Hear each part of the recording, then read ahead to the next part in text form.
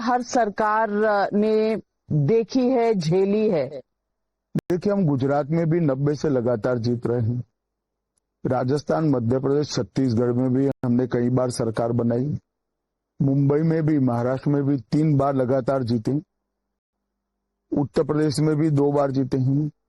आसाम, त्रिपुरा और मणिपुर, जो हमें परंपरागत राज्य नहीं थे, वहां पर भी 2-2 बार हम जीत कर आए हैं।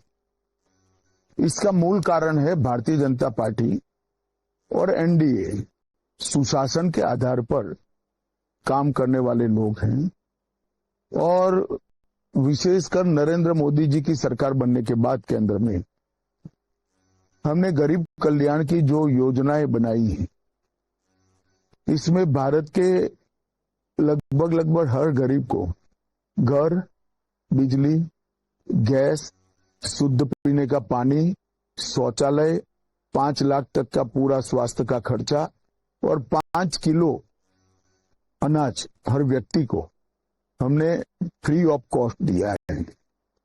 इससे इस देश के 60 करोड़ गरीब, मतलब इस देश का लगभग 50% से ज्यादा मतदाता लाभान्वित भी हुआ है, इसका एम्पावरमेंट भी हुआ है और बड़ी आशा के साथ आगे के रास्ते को आशा की दृष्टि से एनडीए की सरकारों की ओर देख रहा है।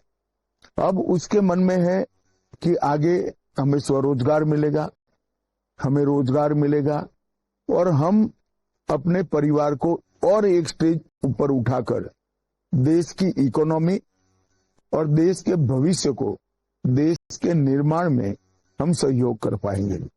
मैं मानता हूं कि नरेंद्र मोदी जी की एक गरीब कल्याण की जो योजना है, यह पूरे देश में जो एंटी इनकम्बेंसी का आइवरी टावर था, जो एक काल्पनिक इमेज था, जिसको कई सरकारों की अकर्मण्यता ने एक सिद्धांत के रूप में प्रस्तावित किया था, उसको ध्वस्त करने का काम ये देश के 60 करोड़ गरीब मतदाता और 60 करोड़ जिनको अपने भविष्य के प्रति आशा बंधी है, आशान्वित है, वो मतदाताओं ने समाप्त कर दी। लेकिन विपक्ष इसे कहता है कि आप रिश्वत दे रहे हैं। ये जो कास्ट सिस्टम बिहार में देखा जाता है और कहा जाता है, इसकी बहुत चर्चा होती है और आपने कहा है कि विपक्ष अपना MY फॉर्मूला पे चल रहा है। आपका भी तो एक MK फॉर्मूला है, महिला और किसान फॉर्मूला, और इसमें आप 10-10 हजार चुनाव से पहले अगर देते हैं तो ये रिश्वत नहीं है? देखिए, महिला, युवा, किसान एक कास्ट का फॉर्मूला नहीं है। ये डिप्राइव वर्ग को एम्पावर करने का एक फॉर्मूला है और वो चुनावी फॉर्मूला नहीं है, वो सोशल फॉर्मूला है। इस देश में दलित, महिला, पिछड़ा वर्ग, युवा, किसान अगर ये पीछे रह गए हैं तो इनको एम्पावरमेंट कर उनको अच्छी स्थिति में लाना हर सरकार का संवैधानिक दायित्व है, जिसका हम निर्वहन कर रहे हैं। इसमें कहीं पर जात का कोई विचार ही नहीं है। MY के भी अगर गरीब है तो उनको ये सारी सुविधाएं मिलती हैं। गरीब यादव को भी गैस का सिलेंडर मिला है, गरीब मुसलमान को भी मिला है और गरीब पिछड़े को भी मिला है, सवर्ण गरीब को भी मिला है, सभी गरीबों को मिला है।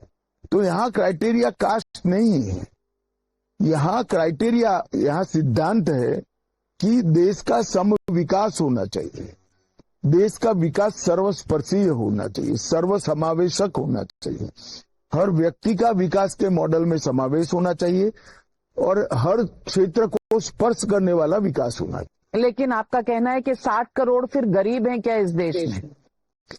देखिए, गरीब की किताबी व्याख्या पर आप मत जाइए। अगर एक आदमी मेहनतकश इंसान है और गरीबी की रेखा की व्याख्या के ज्यादा भी कुछ कमा लेता है और अगर अभी और 2 पीढ़ी इसका पूरा खर्चा घर, बिजली, गैस, शौचालय और रोजगारी में जाना है तो हर सरकार का दायित्व है कि इसको एम्पावर करे और वो जो कमाई करता है उसको पूंजी के रूप में इस्तेमाल कर कर अपने परिवार को आगे बढ़ाइए। अब वो परिवार को स्कूटी भी चाहिए, पंखा भी चाहिए, घर के अंदर छोटा सा हीटर भी चाहिए, क्या आपत्ति हो सकता है इसमें? अब वो लोग अपनी कमाई अपने जीवन को और बेहतर बनाने में इन्वेस्ट करेंगे, अपनी अगली पीढ़ी को पढ़ाने में करेंगे, अगली पीढ़ी के स्किल डेवलपमेंट में करेंगे। एस्पिरेशनल इंडिया आप कह रहे हैं जिसको, मैं आपसे ये भी पूछना चाहती हूं कि आपने बहुत एम्फेसिस दिया है आपकी स्कीम्स के ऊपर, क्या ये फ्रीबीज नहीं है? ना जी, जरा भी नहीं। क्यों? इसलिए नहीं है, जैसे आपने कहा कि आपने 10,000 रुपया जीविका दीदी को दिया, ये 10,000 रुपया फ्रीबीज नहीं है, ये सीड मनी है, पूंजी है। अब इसमें से महिलाओं के समूह बनेंगे और अलग छोटे छोटे छोटे अपने उपक्रम शुरू करेंगे, जो कुटीर उद्योग होंगे, गृह उद्योग होंगे। इसके मार्केटिंग के लिए एक तहसील लेवल पर एक कोऑपरेटिव बनेगी, जिला लेवल पर बनेगी और स्टेट लेवल पर कोऑपरेटिव बनेगी। तो ये जो अभी 10,000 रुपया दिया है, वो सारी महिलाएं 25 महिलाएं इकट्ठा कर कर इसको पूंजी के रूप में बैंक में डालकर इस पर लोन लेकर आने वाले दिनों में अपना गृह उद्योग, कुटीर उद्योग चालू करेगा। ये सीड मनी है, ये बात हमें समझना चाहिए। विपक्ष कहता है कि 10,000 रुपए से क्या होगा, कौन सा उद्योग शुरू हो सकता है 10,000 रुपए से? देखिए, विपक्ष तो ये भी कहता था कि अब बैंक अकाउंट खोलोगे, इसका उपयोग क्या है। आज हमें सबको मालूम है लाखों करोड़ रुपया वो बैंक अकाउंट में डिपॉजिट पड़ा है। गरीब के घर को बचत करने की आदत पड़ी है। अलमारी में जो पैसा सूद बगैर पड़ा रहता था, वो आज बैंक में गया है, उसको कुछ तो सूद मिल रहा है। विपक्ष इस देश का डिनायल मोड में आ गया है, कुछ अच्छा उनको पसंद नहीं आता है। अगर हम ऑपरेशन सिंदूर करते हैं तो भी वक्र दृष्टि से देखते हैं। अगर चुनाव आयोग SIR कर अवैध मतदाताओं को हटाता है तो भी उनको उसमें पॉलिटिक्स दिखती है। वो चुनाव जीतते हैं तो चुनाव आयोग बहुत अच्छा है, टप से शपथ ले लेते हैं, और हार जाते ही पूरा विपक्ष रैली निकालकर चुनाव आयोग के सामने मोर्चा करे। नाविका जी, हम भी बहुत चुनाव हारे हैं, हमने कभी चुनाव आयोग की साख पर क्वेश्चन नहीं खड़े किए थे। ज्यादा से ज्यादा तंज कसकर खत्म किया।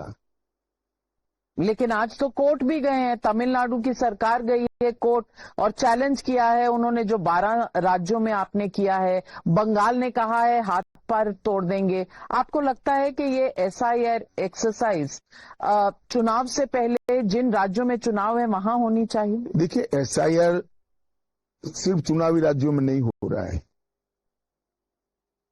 2 चरण में हो रहा है।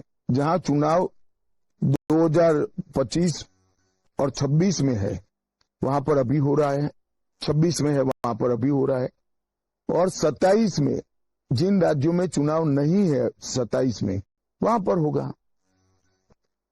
SIR एक रूटीन प्रक्रिया है जो 1955 से लेकर अब तक 11 बार हुई है। लेकिन घुसपैठिए कितने निकले? बिहार में ही हमने देखा 65 लाख लोग निकालकर साइड कर दिए। पहली बार 65 लाख लोग के नाम निकाल दिए गए, इसके खिलाफ अपील का प्रोविजन था, तो वो लोग वापिस ही नहीं आए कहने के लिए कि हाँ हम तो देश के नागरिक है और नाम कटा है। तो ये 65 लाख लोग एग्जिस्ट करते हैं, इनका आगे क्या होगा? कुछ लोग मृत्यु जिनका हुआ है वो भी कटे हैं, कुछ यहां से बाहर गए हैं उनका भी कटे हैं, कुछ एक ही मतदाता का देश में 2 जगह नाम थे वो भी कटे हैं, और कुछ विदेशी नागरिक थे जिन्होंने क्लेम छोड़ दिया। आपने उनको चिन्हित कर लिया? हम चिन्हित ना करें, चुनाव आयोग ने चिन्हित किया है। पर चुनाव आयोग का तो काम ही नहीं है कि कोई फॉरेनर है या घुसपैठिया है वो चिन्हित करने का, ये तो सुप्रीम कोर्ट ने तय किया। ऐसा नहीं है भाई, सुप्रीम कोर्ट ने ऐसा नहीं किया है। चुनाव आयोग का काम फ्री एंड फेयर इलेक्शन कराने का है। मतदाता सूची में वही लोग आए जो इस देश के नागरिक हैं और 18 साल से ज्यादा आयु वाले हैं, वही लोग आए।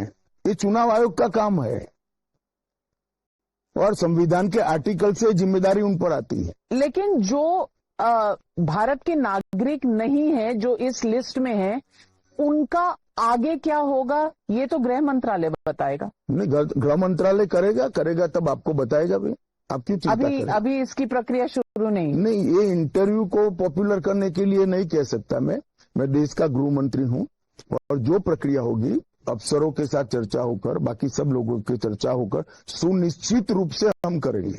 मैं आपसे पूछना ये भी चाहती हूँ कि आप बार बार रैलियों में लालू एंड कंपनी कहते हैं, तेजस्वी की कोई बात नहीं करते डायरेक्टली। कोई खास फॉर्मूला है इस बात का?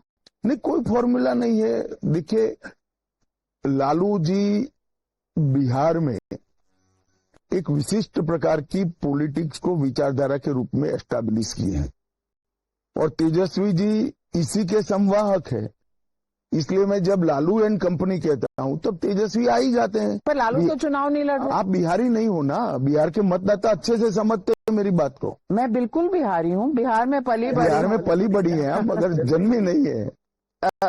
बंगाल में जन्मी हूं आप कहेंगे, मैं बंगाल भी नहीं समझ रही। लेकिन आपने कहा तेजस्वी जीतेंगे तो 3 नए मंत्रालय बनाएंगे, 3 नए मंत्री बनेंगे, अपहरण, रंगदारी और हत्या। लेकिन अगर लॉ एंड ऑर्डर की बात करूं तो हाल ही में कुछ ऐसे इंसिडेंट्स हुए हैं बिहार में जहां ये सवाल आपकी एनडीए सरकार से भी पूछा जा सकता है। देखिए, अभी जो इंसिडेंट हुए हैं उस पर ये सवाल एनडीए सरकार को जरूर पूछना चाहिए कि जिन लोगों पर इंसिडेंट के आरोप हैं वो अगर मुख्यमंत्री के साले हो तो, या मुख्यमंत्री के घर पर आश्रय ले ले, प्रशय ले ले और पूरी कानूनी प्रक्रिया आंख मूंद कर बैठ जाए। यहां अरेस्ट भी हुई है, अरेस्ट कर जेल में डाल दिए गए हैं। घटनाएं तो पूरे देश में होती हैं, मगर शासन का काम है कि घटना में जो आरोपी है उसको आश्रय नहीं देना, इसको छिपाना नहीं, कठोरता के साथ कदम उठाना, जो एनडीए सरकार कर रही है। आनंद सिंह को टिकट देना, इतना क्रिमिनल रिकॉर्ड होने के बावजूद, क्या ये एग्जाम्पल सेट करता है सुशासन का? देखिए, इनको टिकट देने का जदयू का निर्णय उनकी पार्टी का निर्णय है, परंतु आनंद सिंह का क्रिमिनल रिकॉर्ड है, मगर वो लालू जी की तरह सजा याफ्ता व्यक्ति नहीं है। लालू जी को तो सजा हो चुका है, हेल्थ ग्राउंड पर वो बाहर आए हैं और राहुल जी इनके साथ रैली कर रहे हैं दोनों हाथ उठाकर। यही लालू जी है जिनको मनमोहन सिंह बचाना चाहते थे, तो वो ऑर्डिनेंस को जो कैबिनेट ने पारित किया था, राहुल गांधी ने अपनी पार्टी के ही प्रधानमंत्री के बाहर निकाले हुए ऑर्डिनेंस को सार्वजनिक रूप से फाड़ दिया था। आज चुनाव जीतने के लिए वही राहुल जी, वही लालू जी को, उस वक्त तो लालू पर आरोप था, अब तो उनको सजा हो गई है, फिर भी गांधी मैदान में हाथ मिलाकर खड़े हैं। यानी कि आइडियोलॉजी मायने नहीं रखती आज। आइडियोलॉजी है ही नहीं, मायने क्या रखना है? आइडियोलॉजी होती तो ऐसा कभी नहीं होता। राहुल जी खास 58 दिन तो यहाँ बिहार में नहीं नजर आए, लेकिन उसके बाद जब आए तो प्रधानमंत्री पे वो हमेशा वार करते हैं। उन्होंने कुछ ऐसी बातें कही है कि प्रधानमंत्री वोट के लिए यहाँ भरतनाट्यम कर सकते हैं, नाच सकते हैं। आज मल्लिकार्जुन खड़गे जी ने कहा है प्रधानमंत्री बिहार में ऐसे घूम रहे हैं जैसे उनके बेटे का विवाह हो यहाँ पर। ये इस तरह का जो स्तर है बातचीत का चुनाव के दौरान, इसके बारे में आप क्या कहेंगे? देखिए नाविका जी, इस देश में जब मनमोहन सिंह जी प्रधानमंत्री बने तब देश को एक ऐसे प्रधानमंत्री मिले जो प्रचार नहीं कर सकते थे, जनता में जाकर अपनी पार्टी की बात, अपनी बात, अपने प्रत्याशी की बात नहीं कह सकते थे। तो उसको कांग्रेस के कुछ समर्थक पत्रकारों ने फैशन बना दिया कि प्रधानमंत्री प्रचार कर रहे हैं। प्रधानमंत्री क्यों प्रचार न करे? प्रचार कर तो चुनकर आए हैं भाई। प्रधानमंत्री जी की पार्टी की आइडियोलॉजी प्रधानमंत्री से अच्छे तरीके से कौन रख सकता है? जिस सरकार का नेतृत्व प्रधानमंत्री करे, उस सरकार के कामों को अच्छे तरीके से और फ्यूचर रोड मैप को अच्छे तरीके से प्रधानमंत्री से ज्यादा कौन रख सकता है? और चुनाव लोकतंत्र का महोत्सव होता है। लोक संपर्क करना हर पॉलिटिकल पार्टी की जिम्मेदारी है। अब कांग्रेस को उसमें तकलीफ है, इसलिए कांग्रेस इस तरह की स्तर बगर की बात करते हैं। मगर मैं राहुल जी और खड़गे जी को, दोनों को, मुझसे मांगा नहीं है, फिर भी एक मैं सलाह देना चाहता हूं कि जितने चुनाव में मोदी जी के लिए अभद्र भाषाओं का प्रयोग, अभद्र वाक्यों का प्रयोग उनकी माताजी से लेकर मणिशंकर अय्यर ने किया है, हर बार देश की जनता ने भाषा के गंदे दलदल के उपयोग में कमल को बहुत अच्छे तरीके से खिलाया है और इस बार भी यही होगा। अमित शाह जी, मैंने बिहार में देखा है इंफ्रास्ट्रक्चर बहुत बना है। इंफ्रास्ट्रक्चर, सड़कें, ये तमाम काम हुए हैं, लेकिन आज भी दो मुद्दे हैं जो बिहार की जनता के लिए सबसे बड़ा चैलेंज है। एक तो पलायन का मुद्दा, बिहार छोड़ के लोगों को नौकरी के लिए बाहर जाना पड़ता है, और दूसरा अनएम्प्लॉयमेंट। यहां पर इंडस्ट्री कभी लगी, एक ही मुद्दा है, बेरोजगारी है, इसके कारण पलायन होता है। हमने विगत 11 सालों में, क्योंकि पहले तो कांग्रेस की सरकार थी केंद्र में, नीतीश जी को मदद नहीं करती थी, हमने जो इंफ्रास्ट्रक्चर बनाया है नाविका जी, वो इंफ्रास्ट्रक्चर बनाने में लगभग 7 करोड़ मानव दिन का रोजगारी का निर्माण किया है। मेरी बात धैर्य से सुनिए। हमने बरौनी का खाद का कारखाना चालू कर दिया है। हमने बेगूसराय में पीएम मित्र पार्क की शुरुआत कर दी है। यहां बहुत बड़ा पेट्रोलियम का रिफाइनरी बन रहा है। 2 बड़े बिजली के कारखाने 40,000 करोड़ के इन्वेस्टमेंट से लगे हैं। और हमारा घोषणा पत्र आप उठाकर देख लीजिए, हमने ढेर सारा कुटीर उद्योग, एमएसएमई और बड़ी इंडस्ट्री के लिए एक मजबूत रोड मैप डाला है। इंडस्ट्री तभी आ सकती है जब यहां पर इंफ्रास्ट्रक्चर हो, जब यहां पर कानून और व्यवस्था का काम अच्छे से हुआ हो। बिजली ही नहीं है तो इंडस्ट्री कहां से आएगी? ये 20 साल में नीतीश जी ने कानून और व्यवस्था को चुस्त दुरुस्त किया है और 11 साल में डबल इंजन की सरकार का उपयोग कर मोदी जी ने इंफ्रास्ट्रक्चर को ठीक करा है। आने वाले दिनों में ये इंफ्रास्ट्रक्चर का उपयोग कर बिजली का उपयोग कर और अच्छी कानून और व्यवस्था की बदौलत वो द्रुत गति से आगे बढ़ेगी। सवाल ये भी है कि यहाँ पर पलायन का जो मुद्दा है, वो मुद्दा हर विपक्षी दल ऐसे उठाता है जैसे पहली बार हुआ है यहाँ पर पलायन। सवाल इस बात का है कि आप पर भी ये सवाल उठते हैं कि आपने कहा कि यहाँ इतनी जमीन नहीं है जो उद्योगों के लिए दी जा सके। बिल्कुल अनकोट किया है, मुझे ठीक से कोट नहीं किया गया है। मैंने ऐसा कहा था कि बिहार के युवा का आईक्यू बहुत अच्छा है और अगर यहाँ पर आईटी, सॉफ्टवेयर, डेटा स्टोरेज का काम अगर यहाँ आता है, यहाँ पानी भी है और ज्यादा आईक्यू वाला पढ़ा लिखा युवा भी है, दोनों मिलाकर एक ऐसा क्षेत्र है जिसको अब तक एक्सप्लोर नहीं किया गया है, इसको करना चाहिए। और मैं आज भी कहता हूं आईटी, डेटा स्टोरेज और सॉफ्टवेयर, यहाँ पर विपुल मात्रा में पानी है जो डेटा स्टोरेज के बिजनेस के लिए चाहिए और यहाँ पर एक बहुत अच्छे आईक्यू लेवल वाले युवा भी है। शिक्षा का इंफ्रास्ट्रक्चर ऑलरेडी 20 साल में और 11 साल में विशेषकर बन चुका है। अगर यहाँ के कोर्स को ये इंडस्ट्री के साथ जोड़कर इसको मॉडिफाई किया जाए, नंबर्स को कोर्स के, तो यहाँ पर बहुत सारी संभावनाएं हैं जिसका दोहन नहीं हुआ है, जिसका दोहन करना चाहिए। लेकिन लोग ये भी सवाल पूछते हैं, आपने बात की अपने घोषणा पत्र की, कि आपका घोषणा पत्र आया और चला गया, पता भी नहीं चला। 60 सेकंड की प्रेस कॉन्फ्रेंस हुई, नीतीश कुमार जी ने बोला नहीं जो मुख्यमंत्री हैं। ये सवाल विपक्ष ने भी उठाया है और वैसे भी सोशल मीडिया पर बहुत है। देखिए, विपक्ष के पास ऐसे सवाल उठाने के अलावा घोषणा पत्र पर और कोई मुद्दा नहीं, इसलिए उन्होंने ये सवाल उठाए। 5 पार्टियों के प्रमुख नेता वहां पर बैठे थे। सभी लोग अगर 30-30 मिनट भाषण करते तो प्रेस कॉन्फ्रेंस 1.5 घंटा चलती है। इसकी बजाय हमने तय किया था कि घोषणा पत्र के विमोचन का फोटो होने के बाद नड्डा जी और नीतीश जी दोनों निकल जाएंगे और 5 पार्टियों के प्रमुख नेता अलग अलग इंटरव्यूज देंगे। सभी ने 25-25 मिनट के इंटरव्यूज दिए हैं। तो आपको लगता है कि ये घोषणा पत्र के लिए बहुत था, क्योंकि तेजस्वी जी कहते हैं कट एंड पेस्ट घोषणा पत्र। आपने 1 करोड़ नौकरियों का और रोजगार का वादा किया है जो कट एंड पेस्ट है। पहले नौकरी और रोजगार में फर्क है। इन्होंने 2 करोड़ 60 लाख लोगों को सरकारी नौकरी का कहा है।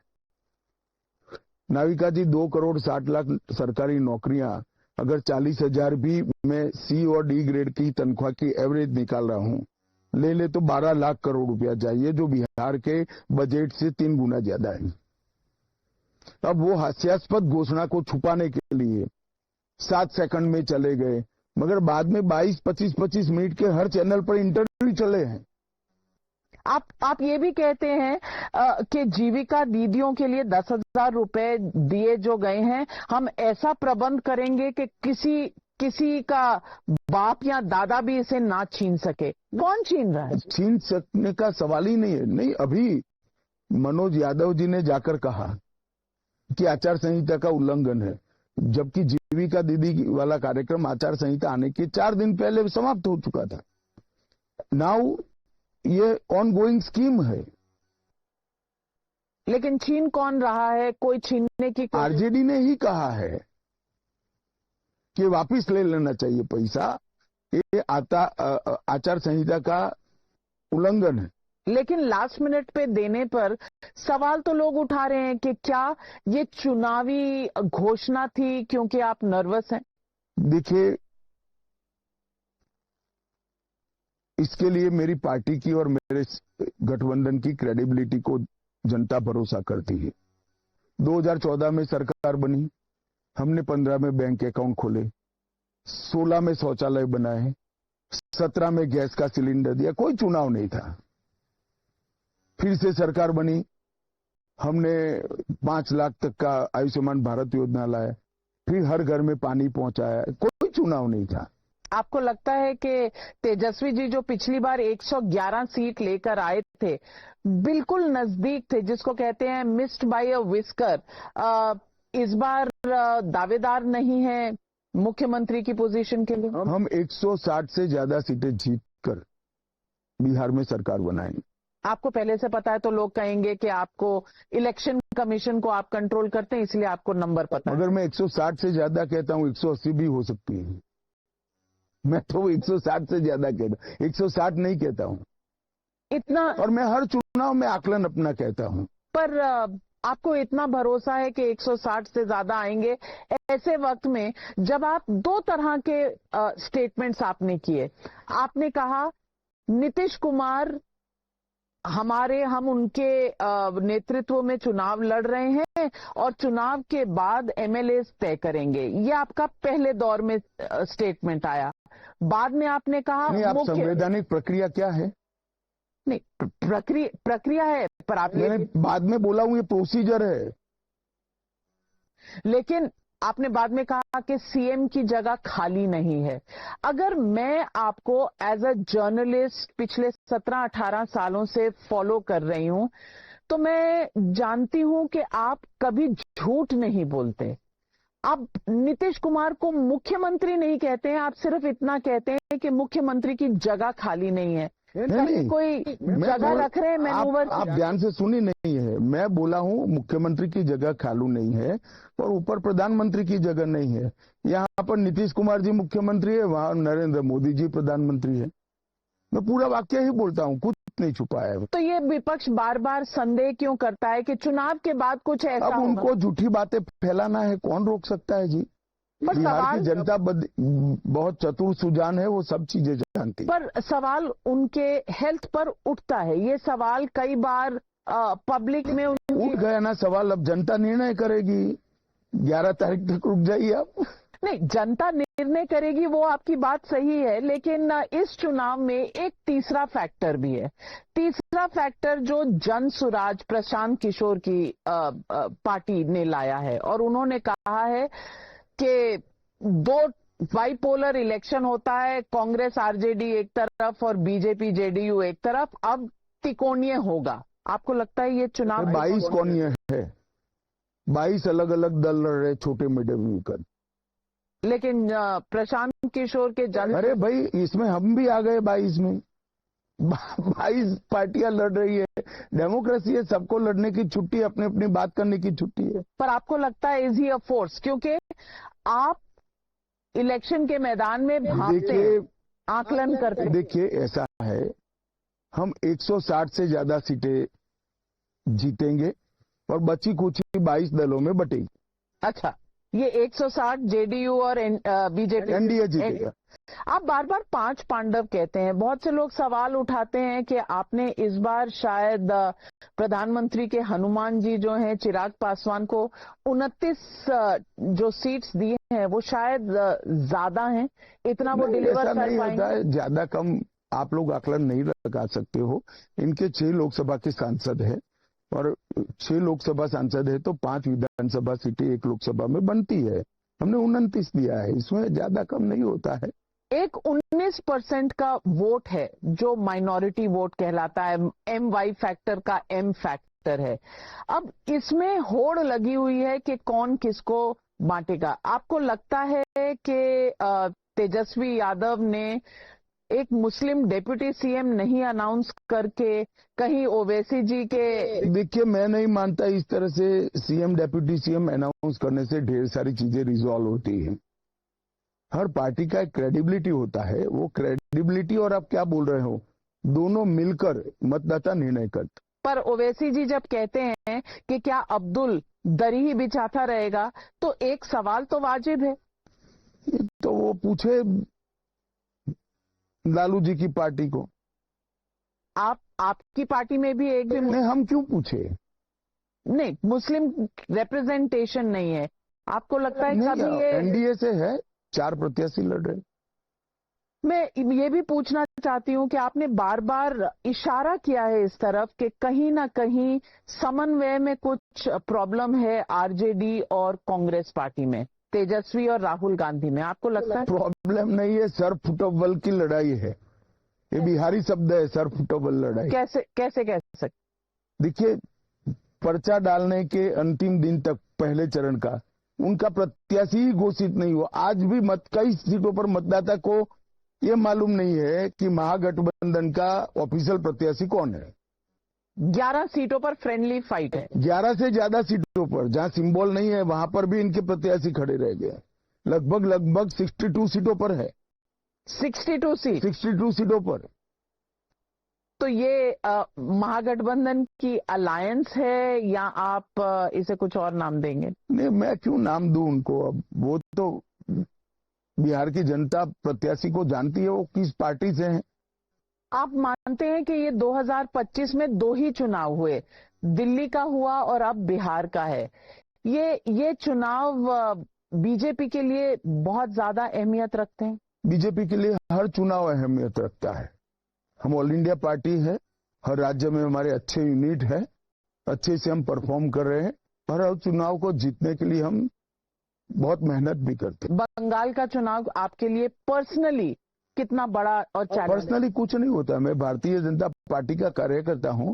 हम चाहते हैं, हम सभी भाजपा के करोड़ों कार्यकर्ता चाहते हैं और देश की जनता का अधिकांश हिस्सा चाहता है कि ये सरहदी राज्य में भारतीय जनता पार्टी की सरकार बने, इस देश में घुसपैठ रुके और कानून और व्यवस्था और देश की सुरक्षा सुनिश्चित।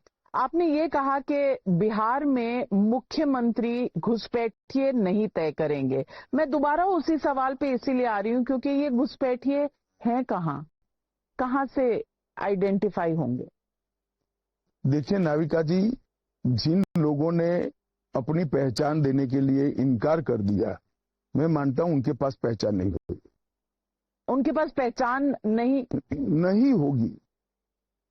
चुनाव आयोग ने मांगा उनसे कि भाई आप भारत के नागरिक हो, इसका हमें जवाब दीजिए, किस आधार पर आप भारत के नागरिक हो। तमिलनाडु की सरकार सुप्रीम कोर्ट मूव कर चुकी है आज। यहां पर भी कोर्ट में गए थे, बिहार का जब चलता था तब कोर्ट में गए ही थे। आपको लगता है कि ये मुद्दा एक बहुत पोलराइजिंग मुद्दा और डिवाइडिंग मुद्दा हो देखिए, गया? मीडिया के पास मुद्दे कम हो गए हैं, इसलिए आप लोग एसआईआर को मुद्दा बना रहे। एसआईआर को नई एक्सरसाइज है नहीं, 1955 से 2004 तक चला है और ज्यादातर कांग्रेस के समय में चला है और हर बार चुनाव आयोग ने किया, इस बार भी चुनाव आयोग कर रहा है।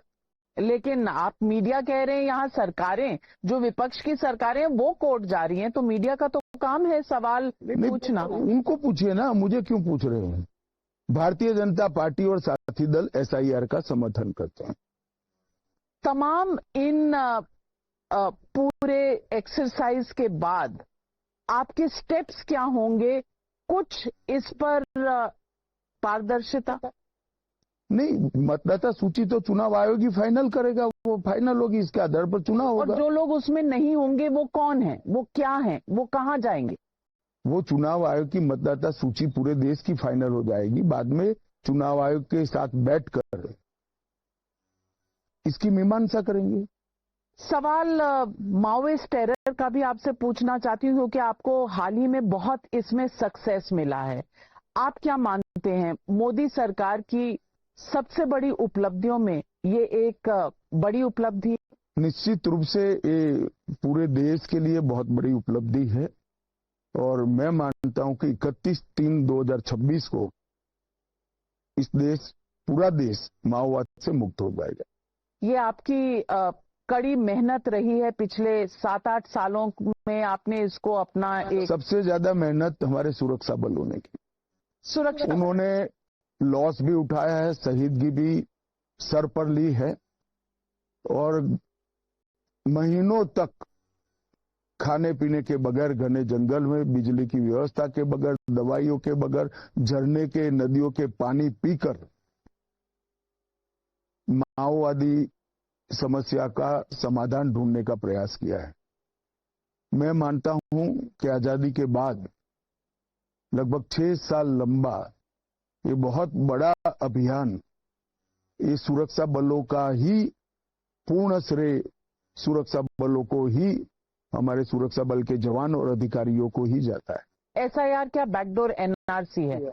मैं मानता हूं कि इसको चुनाव आयोग ने अपनी प्रेस कॉन्फ्रेंस में बहुत स्पष्टता से